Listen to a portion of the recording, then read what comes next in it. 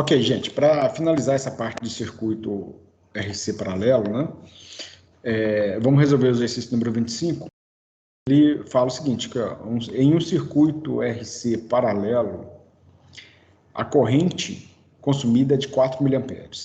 Sabendo que a corrente no capacitor é de 3 mA e que o valor da resistência é de 10 kΩ, pede-se calcular corrente na resistência, tensão total aplicada, ângulo de defasagem, valor da capacitância se a frequência é de 60 Hz, né?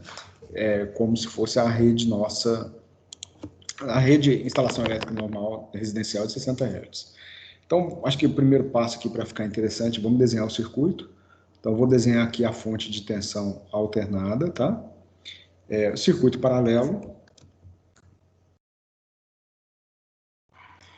Então, vamos desenhar aí tanto o resistor quanto o capacitor em paralelo.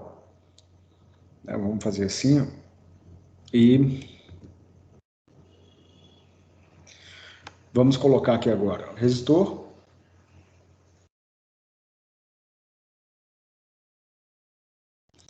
e o capacitor. Vamos analisar as informações que foram dadas. Ele disse para nós que, primeiro, que o valor do resistor aqui é de 10 kΩ, né? Então, isso já foi dado, R igual a 10 kΩ. Deu também que a corrente total do circuito é de 4 mA. A corrente total ela está aqui,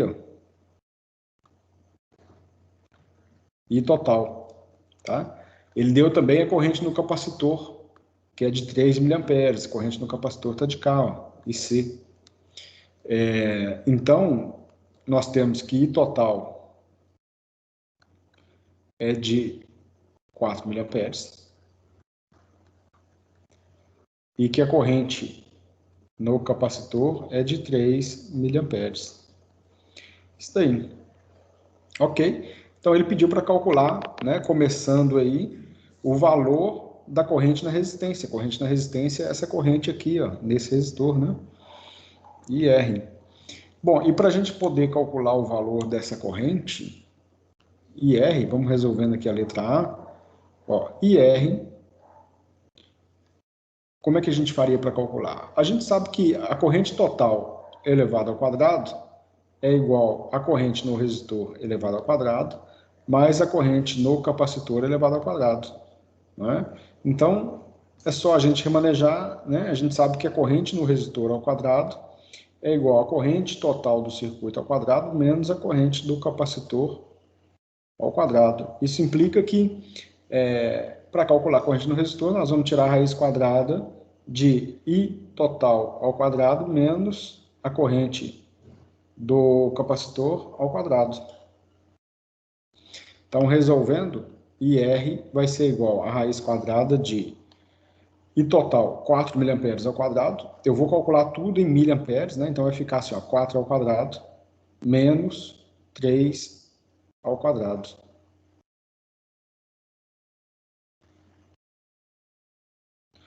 Bom, 4 ao quadrado dá 16, menos 3 ao quadrado dá 9, né? Então, 16 menos 9, nós vamos ter a raiz quadrada de 7, né? Deixa eu calcular aqui.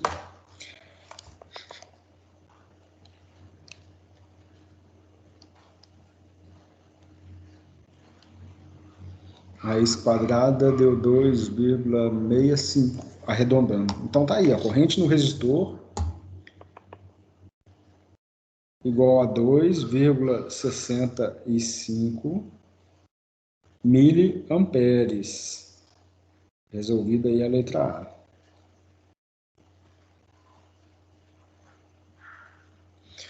Bom, uma vez que a gente calculou a corrente no resistor, a gente pode vir e calcular agora a tensão aplicada no circuito, né? Porque a gente tem a corrente no resistor, a gente tem o valor da resistência, então dali a gente acha a tensão total.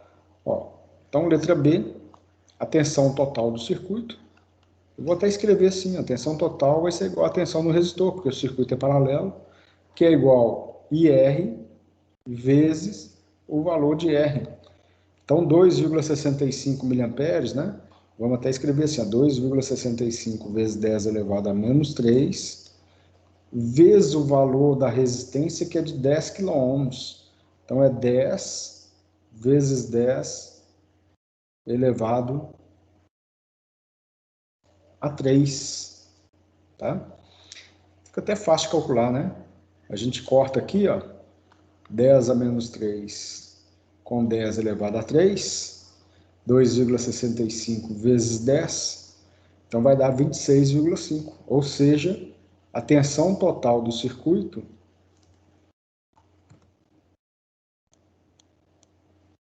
a tensão total vai ser de 26,5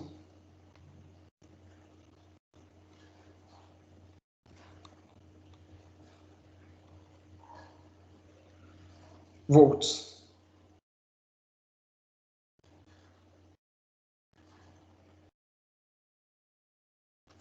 Tá aí, V total. Bom, na letra C, pediu o ângulo de defasagem. C, né? Ângulo de defasagem, que é o ângulo φ. Bom, para a gente calcular o ângulo φ, nós podemos começar pelo cosseno do ângulo. Então, o cosseno do ângulo φ é igual a corrente no resistor dividido pela corrente total do circuito. A corrente do resistor 2,65 mA dividido pela corrente total, que vale 4 mA. Então, isso daqui nos dá um cosseno de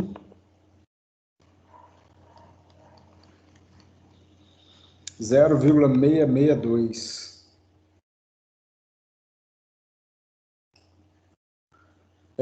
Então, o arco cosseno, né, vai ser igual a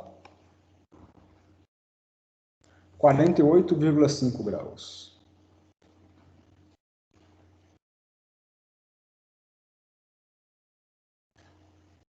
Quarenta e 48,5 graus. Muito bem. Está resolvido. Bom, e na letra D, pediu o valor da capacitância. Para calcular o valor da capacitância, nós vamos achar através do valor da reatância capacitiva, né? A gente sabe que XC é igual a 1 sobre 2 vezes π, vezes a frequência, vezes o valor da capacitância.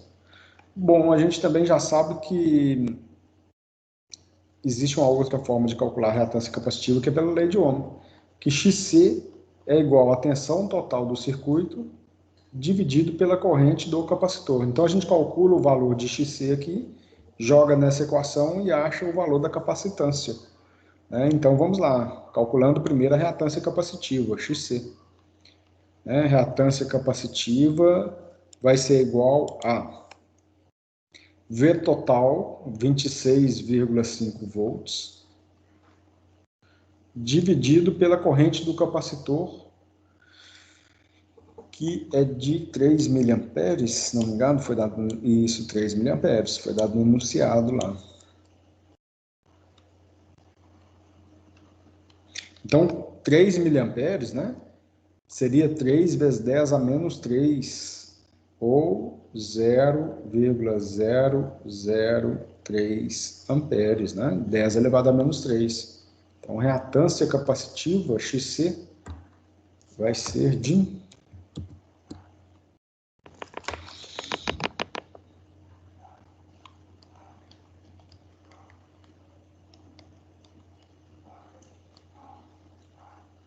8.833,3 ohms, né? Dá uma dízima periódica aí.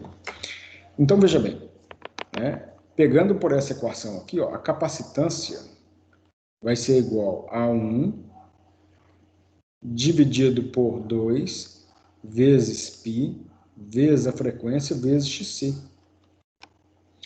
Isso aqui vai nos dar um valor de 1 sobre 2 vezes π, vezes a frequência 60, vezes 8.333,3.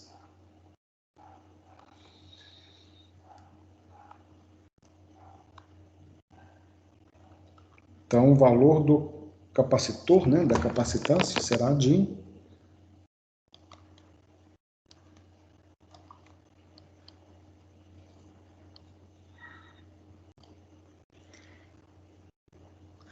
300, interessante isso, ó, 300 vezes 10 elevado a menos 9 farad. Colocado aí, ó, no XC embaixo aí, ó. É Como é que é? 8.833. Você colocou 8.333, 833 em cima, pra você ver. Ah, tá bom, entendi. Aqui, né, Breno? É. Não, na verdade você escreveu embaixo errado, né? É 8.000. Deixa eu fazer a conta aqui de novo. Eu não sei se eu escrevi errado ou falei errado, vamos ver. Eu acho que você escreveu errado lá na outra conta. É 8.000, aqui ó, é 8.833. Ponto 33. E embaixo você colocou 8.333. É verdade, aqui embaixo que tá errado. Ó. Isso aí. Obrigado, gente. Nada. 8.833,3. Isso. Então, deixa eu fazer a conta de novo, só para conferir se eu não joguei errado aqui na calculadora.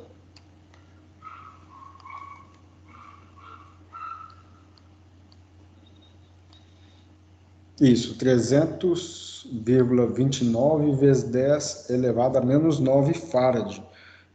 Capacitor é muito comum a gente especificar capacitor em microfarad, né? A gente vai comprar o capacitor, então isso daqui ó, corresponde a 0,3 microfarad, tá?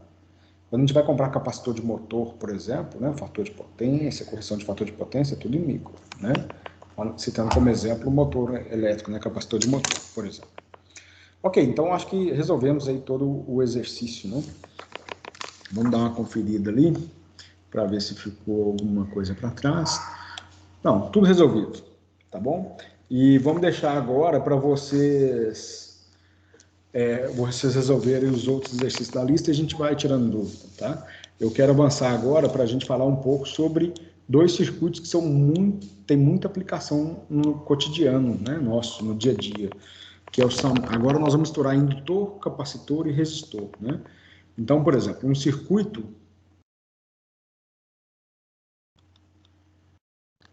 RLC, e nós vamos começar pelo circuito RLC série.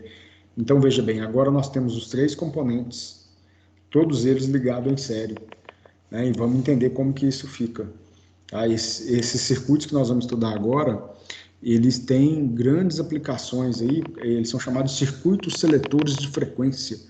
Por exemplo, quando você ajusta a frequência do rádio no carro, ou a frequência do rádio, em qualquer rádio que seja, né? Você está sintonizando uma rádio qualquer, o que você está fazendo é alterando ou a capacitância ou a indutância, mais provavelmente a capacitância, de um circuito RLC série, e ele consegue sintonizar ou selecionar uma determinada frequência por causa de um conceito que chama frequência de ressonância. Nós não vamos estudar isso aqui não, tá? Ou seja, a gente sabe que quando a gente analisa, por exemplo, olha, a reatância capacitiva é 1 sobre 2 vezes π vezes f vezes c, tá? A reatância indutiva é 2 vezes π vezes f vezes l. Em alta frequência, quando a frequência é extremamente alta, o capacitor, a reatância capacitiva vai ser extremamente baixa, não é? E a reatância indutiva extremamente alta. Bom, isso tem algumas aplicações. Por exemplo, vamos imaginar um circuito aqui, eu vou desenhar aqui rapidamente, né? Temos aqui, ó, indutor, um resistor e um capacitor. Se essa fonte geradora for uma fonte de alta frequência, né, nós teremos que, se a frequência for muito alta, a reatância capacitiva vai ser muito baixa e a reatância indutiva vai ser muito alta. Reatância indutiva muito alta, o que acontece nesse circuito? Né? O que acontece é que toda a tensão elétrica da fonte vai ficar em cima do indutor. Então, veja bem, eu consigo selecionar uma frequência. Se aqui eu tiver 2 volts, por exemplo, nós vamos ter aproximadamente 2 volts em cima do indutor. Do resistor e do capacitor vai sobrar pouquinho. né? Porque a reatância capacitiva vai ser extremamente baixa. Se a gente pegar isso daqui, ó, colocar 2 fios aqui e levar para um outro circuito agora, um circuito amplificador, eu posso sintonizar uma determinada frequência. Essa fonte geradora aqui é uma antena de rádio, por exemplo. Tá? Então, na eletrônica, os circuitos que nós vamos estudar agora, eles têm essa aplicação, né, de funcionar como malha seletora de frequência, né, para eliminar ou selecionar uma frequência. Vamos falar de um outro exemplo muito prático aí do dia a dia, né, da indústria. Né? Imagina que nós temos aqui uma rede trifásica, circuito, né, trifásico, RST, né, a gente já falou um pouquinho sobre isso. Eu vou tirar aqui, ó, 3 fios. Vou colocar aqui num equipamento que é chamado de inversor de frequência. Eu vou desenhar um inversor de frequência desse jeito aqui, ó. E aqui embaixo nós vamos colocar o motor elétrico. Tá aí o motor, ó. Ok?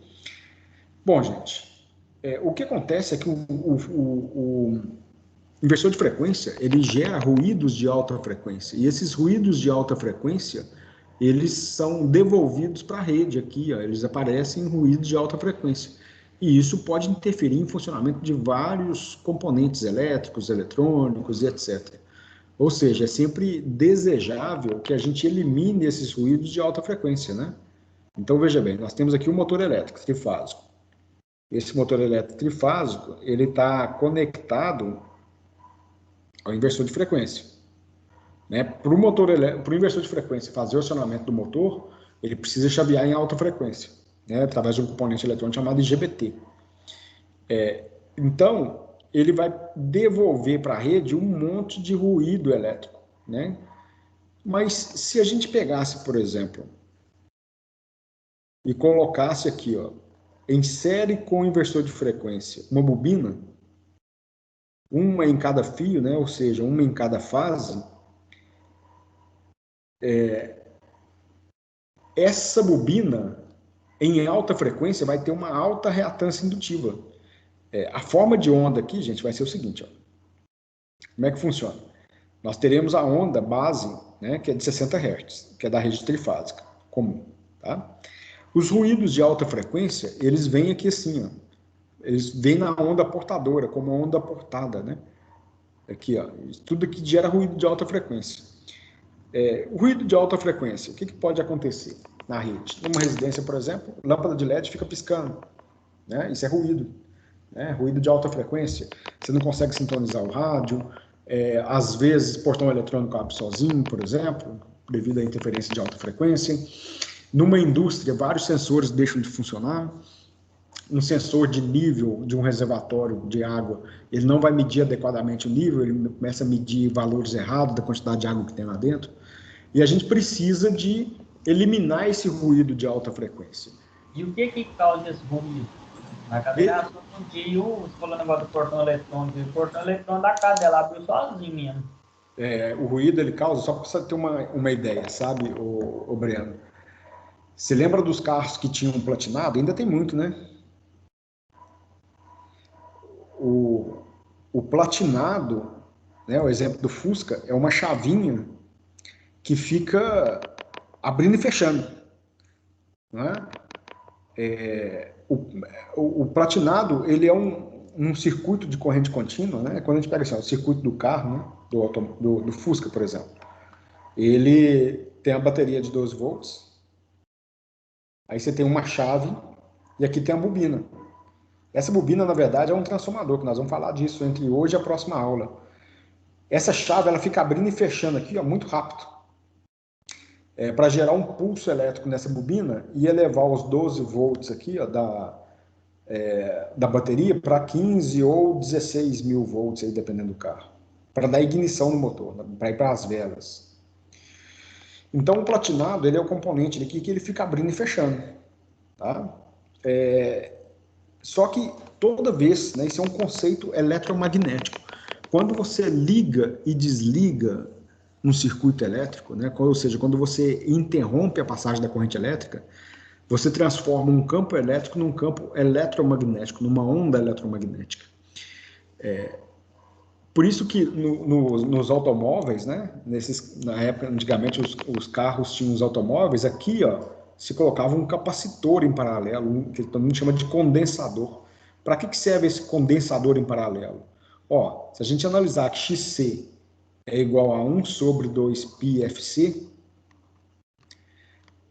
todos esses ruídos de alta frequência que são gerados por essa chave, né, no capacitor vai funcionar como um curto-circuito, porque a alta frequência aqui, ó, o XC fica extremamente baixo. Então esse capacitor ele serve para fechar um curto-circuito em todos os ruídos de alta frequência. Eu tive um carro uma vez, eu estou querendo lembrar qual que era, e o que aconteceu? Era um carro assim, mais velhinho, né? E ele tinha um relógio digital do carro. E já tem alguns anos, né? Ou vários anos. E o condensador do carro estragou. Então o relógio digital do painel, ele ficava perdendo a hora ficava maluca, por causa da interferência eletromagnética dos ruídos de alta frequência. Aí eu tive que comprar outro condensador e colocar lá, em paralelo com a bateria do carro, para ele eliminar esses ruídos de alta frequência, né? Ele tem, às vezes vai em paralelo com a bateria, em paralelo com o platinado, ou com o distribuidor do carro. Ou seja, o que causa o ruído de alta frequência? É quando você liga e desliga alguma coisa muito rápido. Isso gera alta frequência, né? Um ruído de alta frequência. Aqui dentro do inversor de frequência tem um componente eletrônico que é chamado de GBT, o símbolo dele é esse daqui, ó. E a função dele é ligar e desligar muito rápido, né? Na casa de 20 kHz. O que significa 20 kHz? Nós estamos falando que em 1 segundo ele liga e desliga 20 mil vezes. Isso é um ruído de alta frequência. Então, devido a esse efeito de geração de ruídos eletromagnéticos, esse ruído ele volta se propagando pela rede e causa mau funcionamento em vários componentes, né, em vários equipamentos. Eu lembro uma vez que assim, a minha área nativa, né, eu trabalhei algum tempo como técnico de automação industrial, estava automatizando uma planta de controle de nível de um reservatório. Quando eu falei sobre variar, alterar o funcionamento de sensor, é justamente porque eu vivi isso na prática. Né? Tinha um reservatório de água na empresa, né? na planta que a gente estava automatizando com PLC. Então tinha um reservatório, era um reservatório de aproximadamente, se não me engano, 200 litros, não era grande, tipo, quase um tambor, mas a gente precisava de medir a quantidade de água que tinha lá dentro.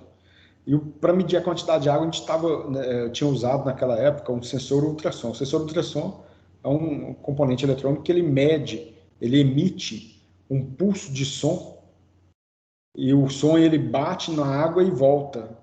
Aí ele calcula a distância, o tempo que se gastou para a onda de som voltar até o receptor, e ele sabe quanto de água que tem no reservatório. Só que a bomba d'água, ela tinha rotação variável, e a rotação dela era variada por um inversor de frequência. Eu estava fazendo um controle que é chamado de controle PID, né, para variar a rotação em função da quantidade de água que tinha no reservatório. Bom, o que aconteceu de fato? Confesso para vocês que instalei o inversor de frequência da pior maneira possível, né, sem nenhum tipo de proteção contra ruídos de alta frequência. E o sensor de nível, a cada hora ele usava uma quantidade de água diferente. Reservatório cheio, ele acusava o reservatório vazio acusava o reservatório cheio, então ele estava oscilando muito. Bom, isso já tem bastante tempo, isso foi ali por volta de 2006, foi entre 2004 e 2007, né? Deve ter sido, eu não lembro o ano exato, não. Eu lembro qual foi o período que eu estava fazendo esse serviço numa empresa aí. Qual foi a solução? Eu tive que fazer a instalação do inversor de frequência da forma correta. Primeiro, esse cabo elétrico que se usa aqui, ó, tem que ser um cabo com malha para aterrar os ruídos de alta frequência e colocar os reatores. Os reatores são indutor, né? Instalei indutor na entrada do inversor de frequência, resolveu o problema, né? O sensor passou a funcionar normalmente. Por que esse reator, né, esse indutor aqui na entrada, ele resolve o problema? É simples.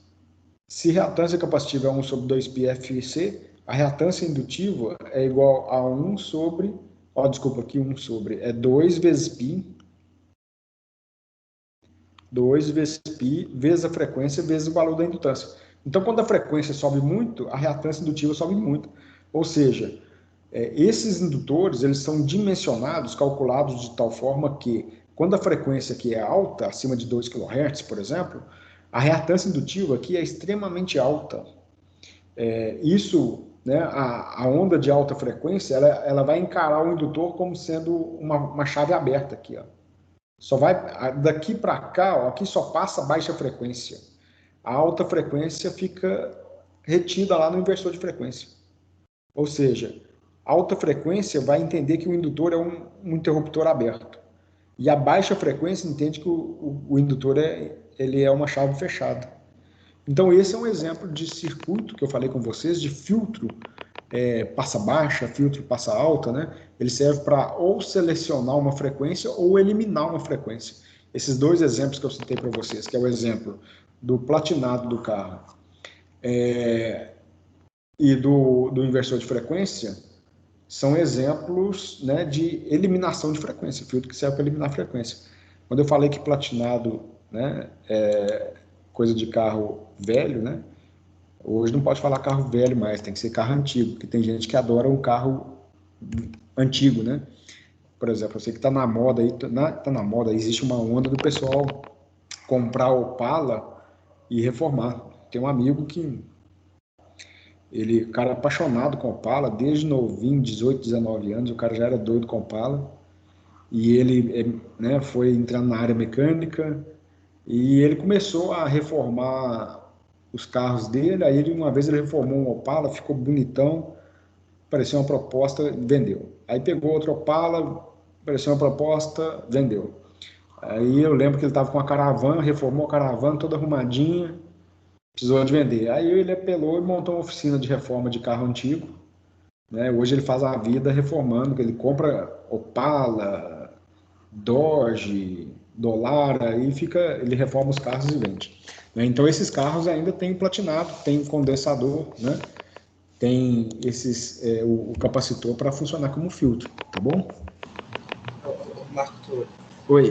eu tinha até lido sobre isso. O que aconteceu? A gente colocou uma lâmpada um farol de LED no carro. Aí, quando a gente tentava sintonizar uma rádio mais distante, não pegava de jeito nenhum, cara. Tinha que desligar o farol para a rádio pegar. Aí eu pesquisei, aí falava que era alta frequência. Aí até fala que os rádios antigos tinham uma caixinha no chicote que era justamente para isso, para iluminar as altas frequências. Os rádios de hoje não tem. Isso, essa caixinha, acho que foi o Henrique que estava falando, né?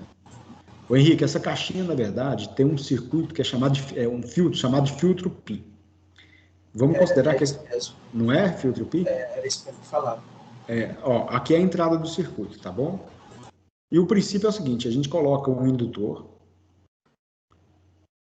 outro indutor aqui, ó. Aí no meio aqui você põe um capacitor.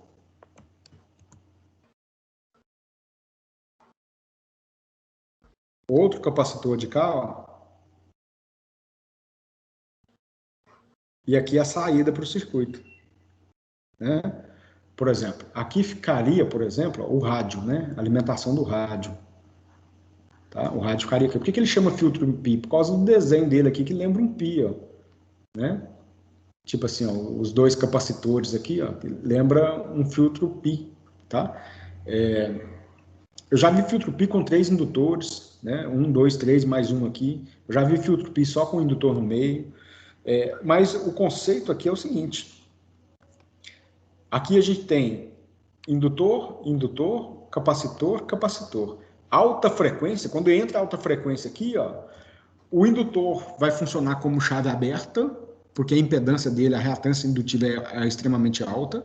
O capacitor funciona como chave fechada, então ele funciona como um curto-circuito. Né? Então, olha só, chave aberta, chave fechada, chave aberta, chave fechada. Ele vem eliminando as altas frequências. Tá?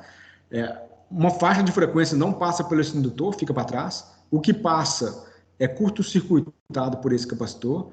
O que passar para cá é bloqueado por esse indutor, e ainda o que passar para cá é curto-circuitado por esse outro capacitor aqui. Então, dessa forma, todos os ruídos de alta frequência não chegam no rádio, por exemplo. Tá? Um outro exemplo de aplicação disso, né? Hoje mudou o conceito, mas o filtro de linha de computador, não sei se alguém já viu, né? Vamos usar um filtro de linha. O filtro de linha era exatamente isso daqui. Hoje o pessoal chama de filtro de linha só uma régua de tomada, né? Tem um monte de tomada aqui, ó. Isso não é filtro de linha, porque não tem filtro nenhum lá, não tem indutor, não tem capacitor. Eu tenho aqui em casa guardado aí um filtro de linha antigo, que lá dentro tem indutor e capacitor, né? Que é para eliminar tudo que é ruído de alta frequência mesmo, tá bom? Mas é isso aí, Henrique. Bom exemplo, exatamente. É a alta frequência que atrapalha o funcionamento realmente de muitos componentes. Lâmpada de LED hoje está poluindo muito a rede elétrica, né? É verdade. No caso de máquina que já é automatizada e tem inversor de frequência, geralmente ela já vem já preparada para filtrar, para não chegar ruído na rede? Deveria. Mas não vem. Em muitos casos não vem. Você sabe por que que não vem? Não vem, Marcos, porque é caro, né? Por exemplo, ó, eu falei o seguinte com vocês, né? O inversor de frequência tá aqui, ó, e a saída do inversor de frequência, vou deixar assim, né? Esse sistema ele tá de birra comigo hoje. A saída do inversor de frequência para o motor, esse cabo aqui, ó, tem que ser um cabo que é chamado de cabo PP 5 por 2,5, dependendo da lógica, dependendo da potência do motor, com malha. Por que 5? Ele tem 5 porque ele tem 3 fios.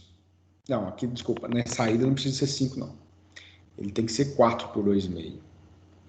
Ele tem 3 fios fase, um fio terra e mais a malha. Quer ver? Deixa eu mostrar para vocês aqui. E esse cabo é caro. Vamos ver se eu consigo pesquisar na internet e a gente compara os preços. Então, o pessoal, para economizar, o que que faz? Não vou colocar cabo PP com malha, você está doido, é caríssimo o cabo PP com malha.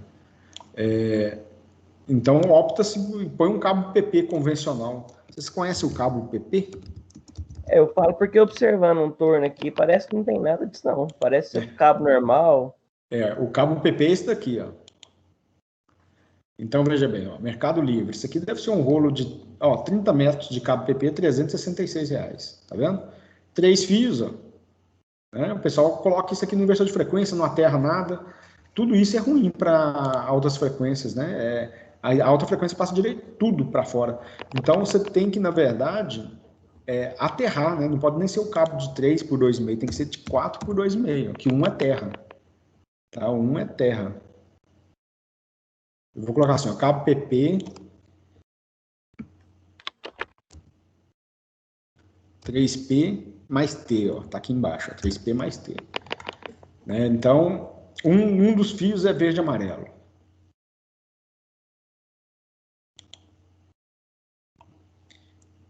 Aqui, ó. Aqui mostra o fio verde e amarelo aqui, ó, né? Tá aí, ó. Esse aqui é de 2, cabo PP por 2. Ele chama PP porque ele tem dupla isolação, né? Bom, então, é exatamente isso que o Marcos falou. Assim, olha, o pessoal vai lá e instala um cabo PP aqui, ó, né, como exemplo que a gente citou, um rolo de 30 metros, saindo por 336. Né? Agora eu vou comparar o seguinte, para a gente ter a mesma linha de raciocínio. Cabo PP, eu vou colocar 3 por 2,5 com malha. Vamos ver se a gente acha aqui um preço de algum para comparar. É esse daqui, ó. Shieldado, né? O pessoal fala cabo PP shieldado. Ó. Tá vendo? Ele tem uma malha de cobre. A gente aterra essa malha dos dois lados. Para essa malha, ela serve como... Tem um conceito que chama gaiola de Faraday, que ela não deixa... Ela aprisiona os ruídos de alta frequência e aterra, né? Vamos ver o preço.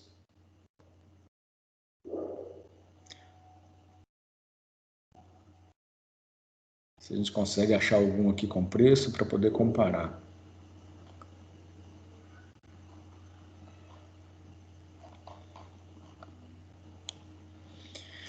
Vamos usar esse termo shieldado. Acho que aquele da foto que você tinha aberto era um anúncio. Mas estava sem preço, né? Se você clicar lá, volta na foto, você clica em Mercado Livre lá, que não costuma aparecer. Olha lá. Aqui, né? Isso, boa. É o anúncio. Ok. Vamos comparar o preço, então. Olha só. R$ 91,88, 5 metros. Então,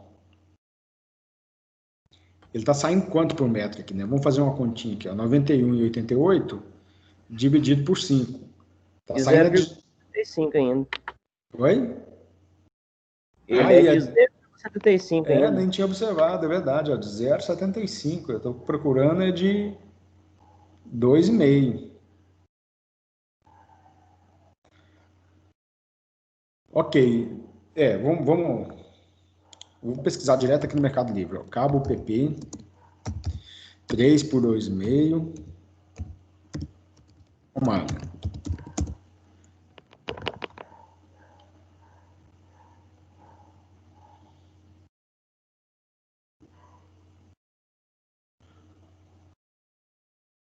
Trazendo cabo coaxial, não quero cabo coaxial. Se a gente trazer shieldado,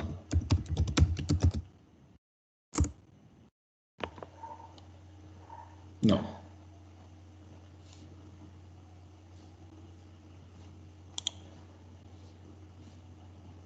Vamos ver se eu acho um outro aqui que dê para comparar.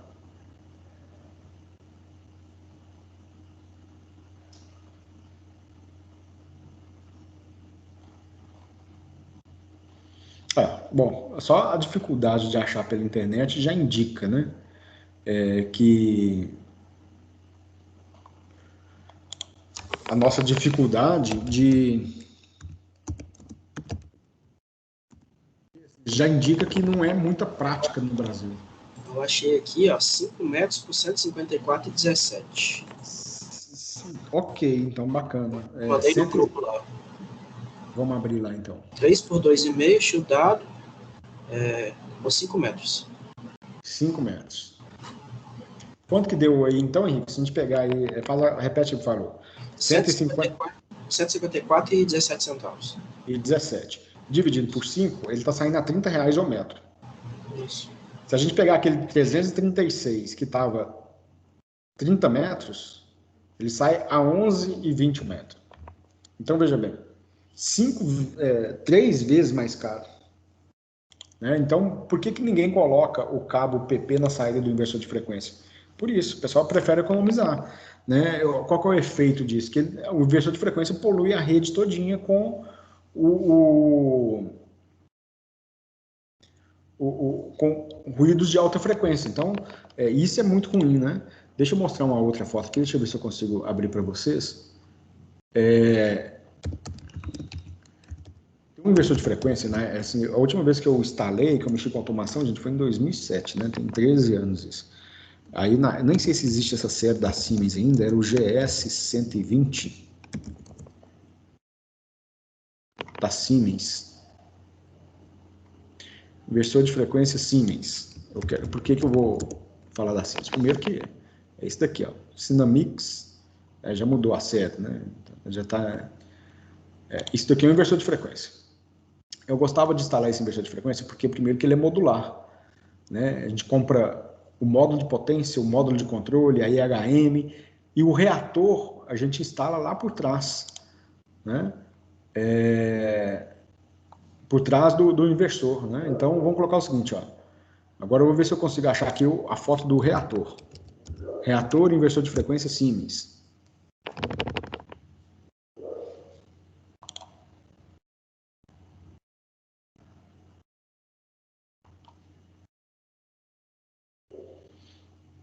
Aqui mostra os módulos dele.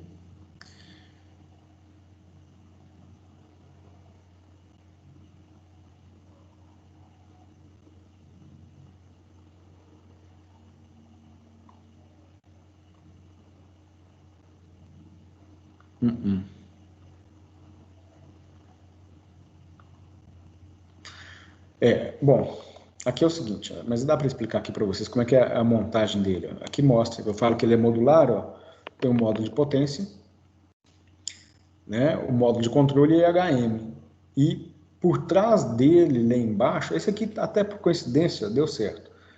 Essa placa que está aqui embaixo de metal, ó, não é. É onde vem o inversor, o reator dele. Tá? Deixa eu ver se eu consigo mudar de filtro para reator. Então, quando se instala o inversor de frequência, se instala junto o reator. Ó, esse daqui, ó, não é um da Siemens, né? Mas é isso daqui, ó, um reator, tá vendo? Um filtro que se instala junto com o inversor de frequência para poder eliminar os ruídos de alta frequência, né? Tem vários outros fabricantes, né? A Siemens já entrega todo o conjunto modular. Deixa eu ver Se eu consigo pesquisar assim, ó, Siemens Frequency Converter.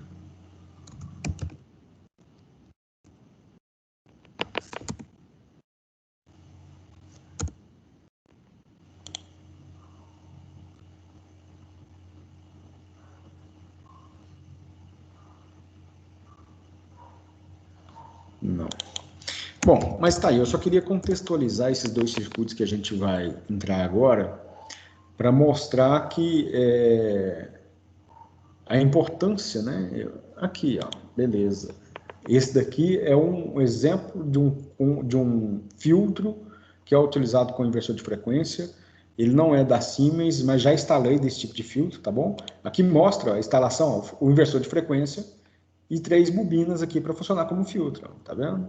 Isso é muito comum. Aqui, ó, outro exemplo ó, também, ó, os filtros, né? Que são uns fabricantes chamam de reatores, outros chamam de filtros. É exatamente isso daqui, ó. Mais alguns exemplos aí. Beleza, então, observa que são bobinas. Nada mais é do que bobina, né? E são bobinas todas dimensionadas, enroladas direitinho para, né, funcionar adequadamente lá como filtro no circuito, tá bom? Bom, então, nós vamos estudar agora 2 tipos de circuito que têm grande aplicação nesse contexto, que é o circuito RLC série e o circuito RLC paralelo, tá bom? Então, vamos começar pelo série. Quando a gente fala do circuito RLC série, é simples, a gente, né, desenha 3 componentes em série. Então, vamos começar assim, ó. Resistor. Então, nós temos um resistor. Vou desenhar aqui o indutor, que é o L, e depois um capacitor. Pronto. Circuito RLC série, tá bom? Bom, o que nós temos aí de características desse circuito, né? A gente sabe que todo circuito série, a corrente elétrica, ela é a mesma em todos os componentes. Então, a mesma corrente elétrica que passar no resistor, vai passar no indutor e vai passar no capacitor.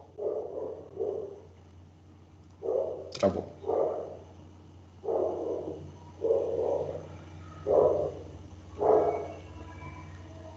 Então tá aí a minha fonte de tensão alternada, tá? Resistor, indutor, capacitor. Nós teremos aqui uma corrente elétrica total circulando pelo circuito, tá? Daqui para cá, ó, se a gente medir a tensão daqui para cá, nós teremos aqui o valor da tensão no capacitor. Daqui para cá, a tensão no indutor. E daqui para cá, a tensão no resistor, VR. E aqui nós temos a tensão total da fonte, V total. Alguém quer comentar alguma coisa aí? Bom, então é o seguinte. Qual a análise que nós vamos fazer aqui? A análise que nós temos, primeiro assim, eu não vou fazer nem diagrama de senoide, que agora começa a complicar. Nós vamos direto para o diagrama de Fazor. Tá? Então vamos colocar assim, ó, Fazores.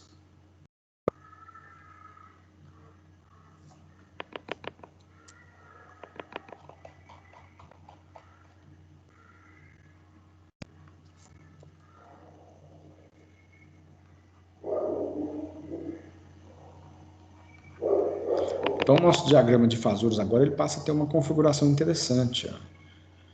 Vamos desenhar aqui, porque nós temos indutor e capacitor no mesmo circuito. E cada um provoca uma reação diferente em uma grandeza diferente, como, por exemplo, tensão, como corrente, né? Então, vamos considerar o seguinte. Vou desenhar assim. Vamos começar pelo indutor. O indutor, acho que a gente poderia até começar pelo resistor. O resistor, ele não atrasa nem corrente nem tensão. Então, vamos considerar que a corrente elétrica é a nossa referência principal, já que ela é comum para todos os componentes. Eu vou desenhar aqui o vetor ou fazor da corrente elétrica e total. Na sequência, vamos colocar aqui, ó, a tensão elétrica no resistor. Porque a tensão elétrica no resistor, ela está em fase com a corrente. O resistor é um componente que não atrasa nem corrente nem tensão. Nem adianta também, nenhum dos dois. Agora, vamos analisar, por exemplo, o indutor. O que o indutor faz? O indutor, ele atrasa a corrente elétrica, não é? O indutor, ele segura a corrente elétrica do circuito, né, todinho. Então, a tensão no indutor, ela está defasada em relação à corrente no indutor, sendo que a corrente no indutor, ela está atrasada 90 graus em relação à tensão no indutor. Ou seja, veja bem, a tensão no indutor, ela está adiantada em relação à corrente. Então, nós vamos desenhar aqui, para cima, o vetor ou fasor da tensão no indutor. Ó. Aqui nós vamos colocar, então, ó, VL. Então, VL está para cima. Agora, o capacitor, a gente já estudou, né, que o capacitor, ele atrasa a tensão elétrica. Ele funciona como um curto-circuito para a tensão elétrica. Então, a tensão no capacitor, ela está para baixo. VC. Ok? Então, seria isso daí. Ó. Como é que a gente faria para resolver esse sistema de fasor? É igual a gente resolvia lá na mecânica, né? Quando a gente pensa em termos de vetores, primeiro eu vou resolver o problema dos dois vetores que estão opostos 180 graus, que é a tensão no indutor e a tensão no capacitor. Eu desenhei propositalmente aqui, ó, a tensão no indutor maior do que a tensão no capacitor, mas poderia ser o contrário, tá? É só para exemplificação. Então, resolvendo esses dois vetores, a resultante seria um vetor para cima. Então, nós teríamos aqui um vetor para cima, né? Sendo que esse vetor, vou ter que usar régua aqui para ficar bonitinho, senão vai ficar uma porcaria, vai ser a diferença de VL menos VC. Né? Quando a gente tira VL menos VC, vai dar um valor de vetor apontando para cima, com direção para cima, sentido para cima, que é a direção do vetor maior, que é, no nosso caso, como exemplo que eu peguei, é a tensão do indutor. Então, desenhando aqui, ó,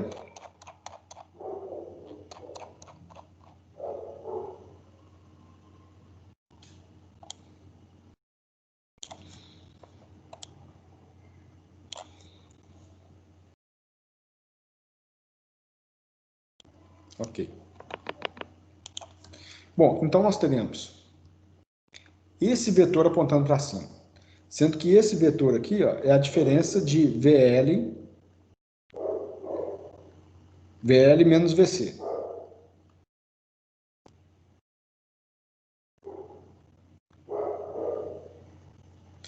Esse vetor aqui, ó, é a tensão no resistor.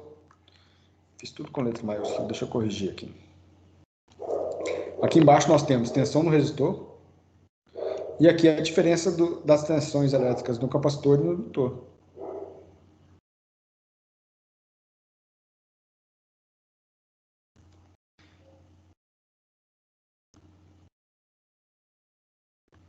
Menos VC, ok?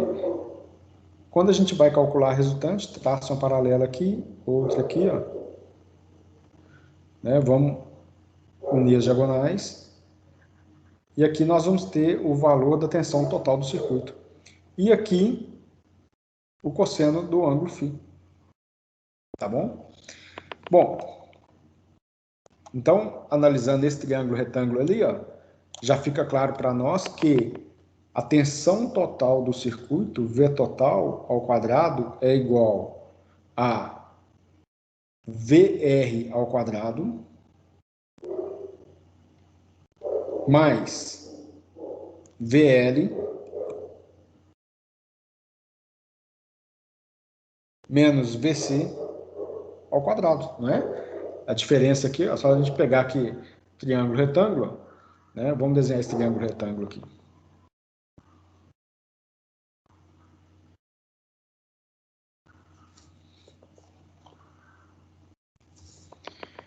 triângulo retângulo estaria desse jeito aqui, ó.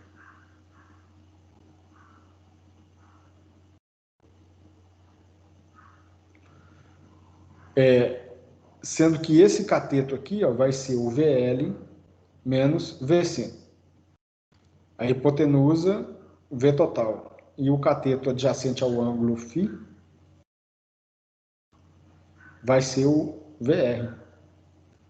Ok? Então, beleza. Daqui nós temos o valor da tensão total. V total, então, vai ser igual. Olha, V total é igual a raiz quadrada de VR ao quadrado mais VL menos VC ao quadrado. Essa aqui é a primeira fórmulazinha. Para a gente calcular a tensão total do circuito RLC série. Tá bom? Quando a gente pensa em termos de impedância, se a gente dividir aquele triângulo retângulo, né, que a gente fez agora há pouco aqui, ó,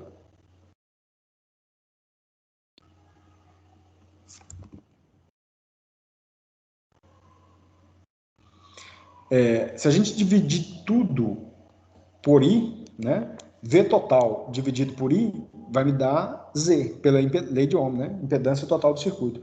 VR dividido por I vai nos dar o valor de R, resistência.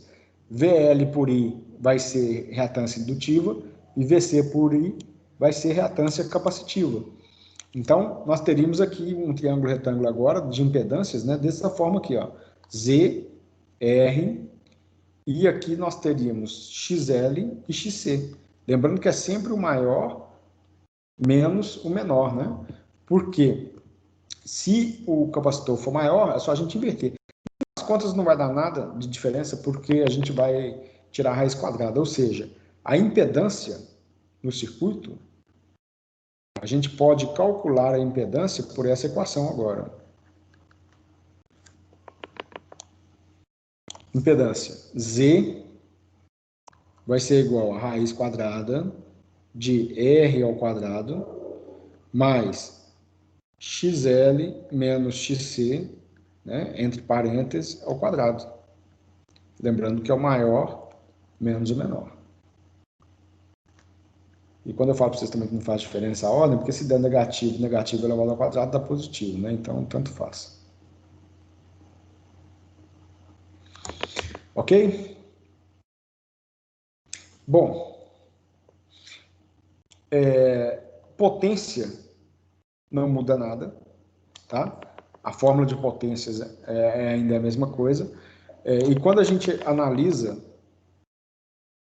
sobre o ângulo φ, né, para calcular o fator de potência,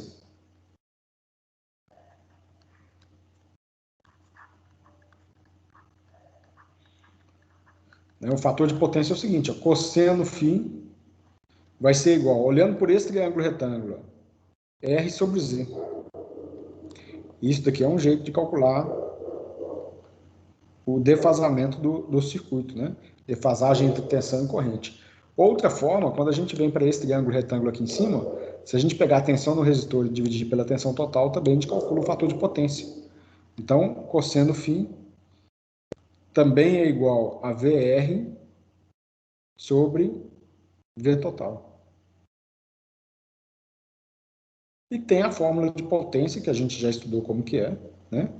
Que o cosseno φ é igual a potência efetiva sobre potência aparente. Isso daí, para todo o circuito, isso vai ser regra daqui para frente.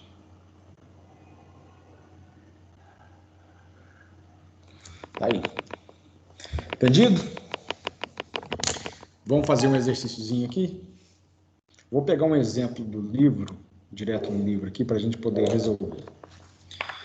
Vamos ver aqui como que seria.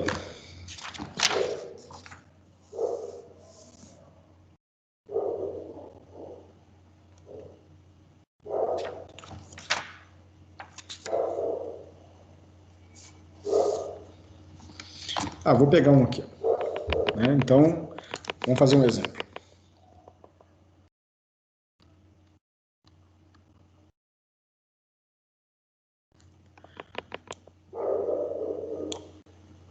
Vou digitar aqui que é mais rápido, tá? Ele diz o seguinte, ó, para o circuito, com relação ao circuito, pede-se.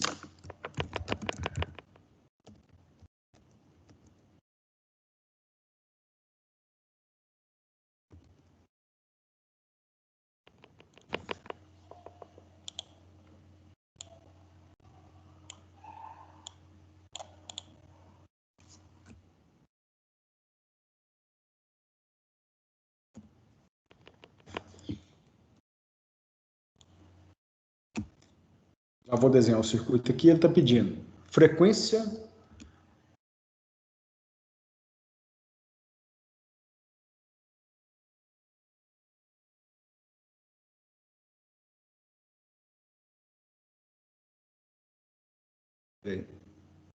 vamos, isso.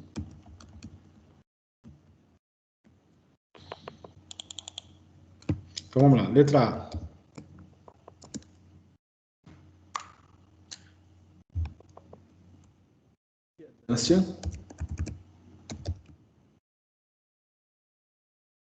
Aí a letra B. Corrente do circuito.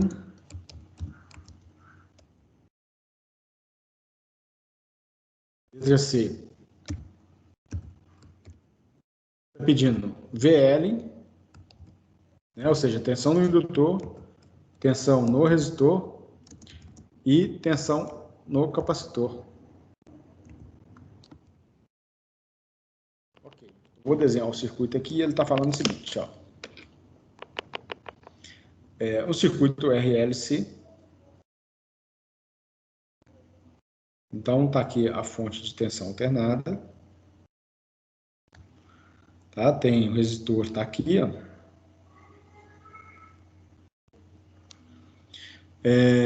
O indutor.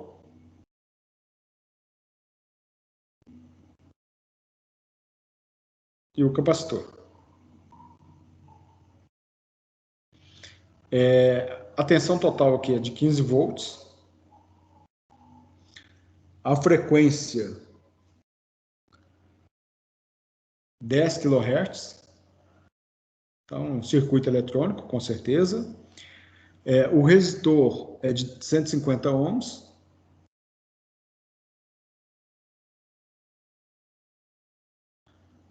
A indutância L é de 1 mH. Então, 1 mH.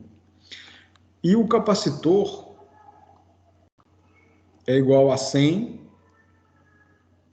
nanofarad, né?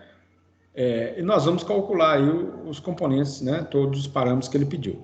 Então, para calcular a impedância, então, letra A, impedância, nós vamos precisar de calcular tanto a reatância indutiva quanto a reatância capacitiva. Então, vamos começar o seguinte, ó. XL, reatância indutiva, 2πf vezes L, né?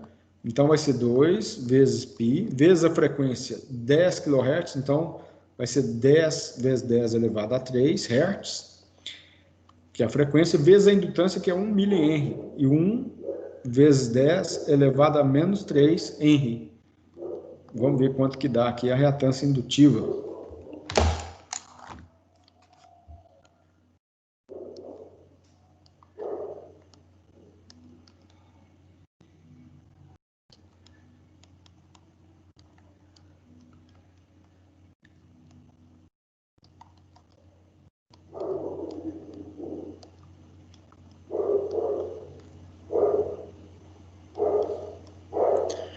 Deu 62,83 ohms. XL, então, 62,83 ohms. Ok. Aí nós vamos precisar também de calcular a reatância capacitiva, né?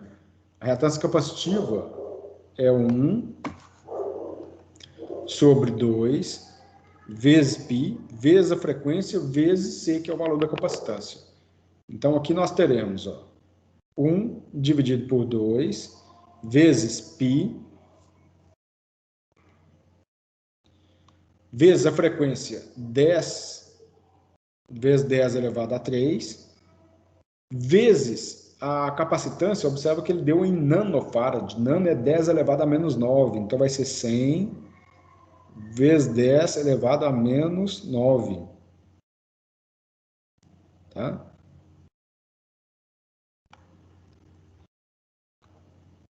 Então, vamos ver quanto que vai dar aqui a reatância capacitiva.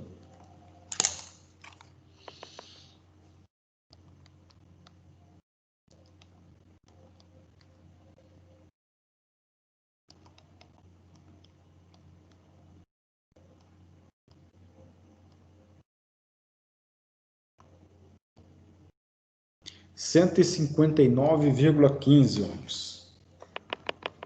Então, vamos lá, 159,15 ohms.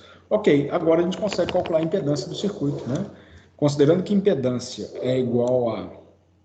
Ó, impedância é igual a raiz quadrada de R ao quadrado mais XL menos XC ao quadrado. Eu vou escrever desse jeito mesmo, a gente já sabe que vai dar negativo aqui, ó, mas quando elevar ao quadrado dá na mesma, né? Então vai ser igual a raiz quadrada de 150 ao quadrado, que é o valor da resistência.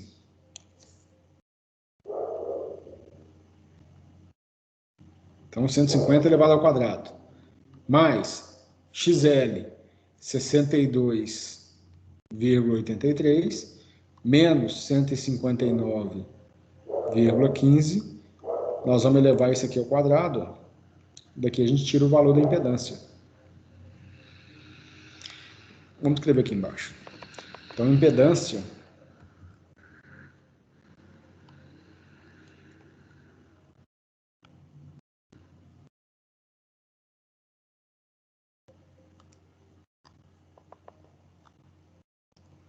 Z vai ser igual a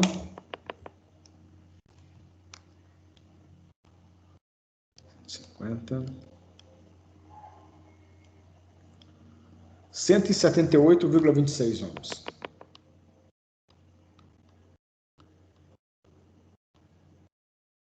Ok, tá aí, ó, resolvemos já a letra A, 178,26 ohms. Vamos para a letra B, corrente no circuito. A corrente total é igual a V total sobre a impedância do circuito.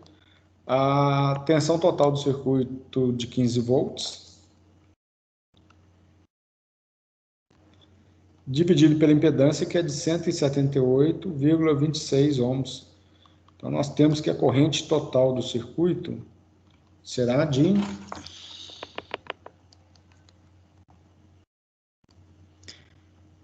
0,084 amperes, né? 0,084 amperes. Ou seja, vou escrever assim, ó, que a corrente total é igual a 84, aí deixa eu achar só o valor exato aqui, 84,14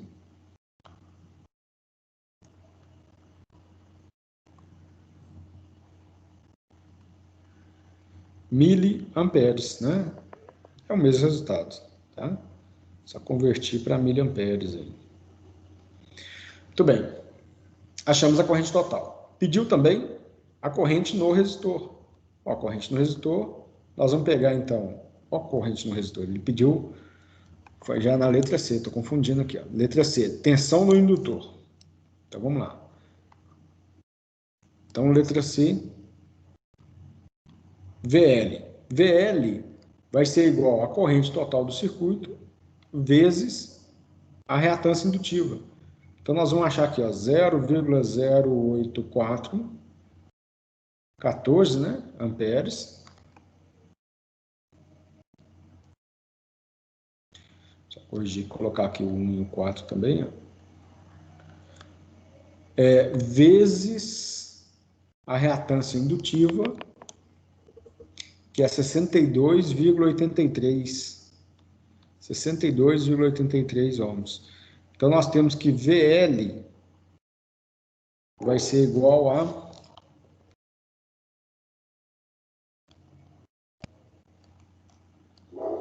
5,20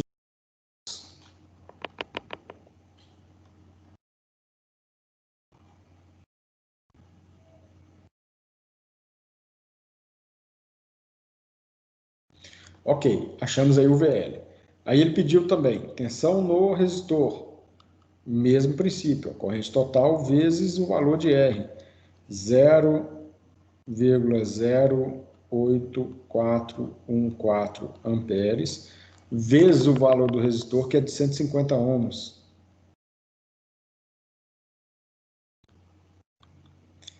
Então, nós temos que o valor do resistor é de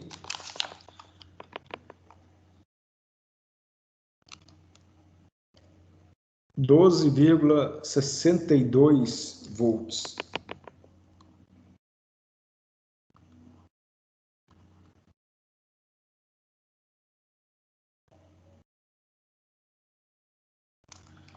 Tá aí. E por último, a tensão no capacitor. Então, tensão no capacitor vai ser a corrente total vezes o valor da reatância capacitiva, né? 0,08414 vezes a reatância capacitiva, que é de 159,15 ohms. Então, o valor da tensão do capacitor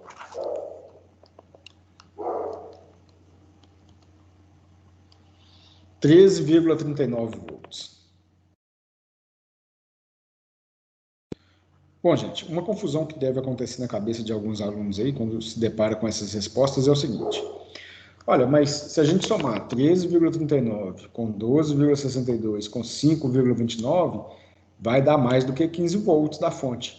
Só que não pode somar. Primeiro que a gente tem que subtrair a tensão no capacitor da tensão no indutor, pegar essa diferença, levar ao quadrado, somar com o quadrado da tensão no resistor e depois tirar a raiz quadrada. Aí sim nós vamos achar o valor da tensão da fonte.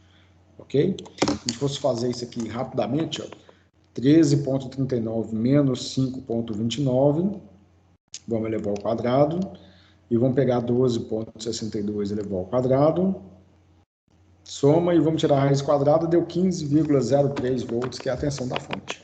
Tá? Então, isso é o circuito RL de série. Né? Nós estamos aí chegando no finalzinho da aula, vai ficar só o circuito RL paralelo, para a gente arrematar esse assunto e falar sobre transformadores aí na próxima aula. Entendido? Dúvidas? Ok, gente. Tá bom, então. Vamos encerrar por hoje. Né? Próxima aula aí a gente retoma a partir daqui. Tá? Bom descanso para vocês. Boa noite. Fica com Deus. Até semana que vem.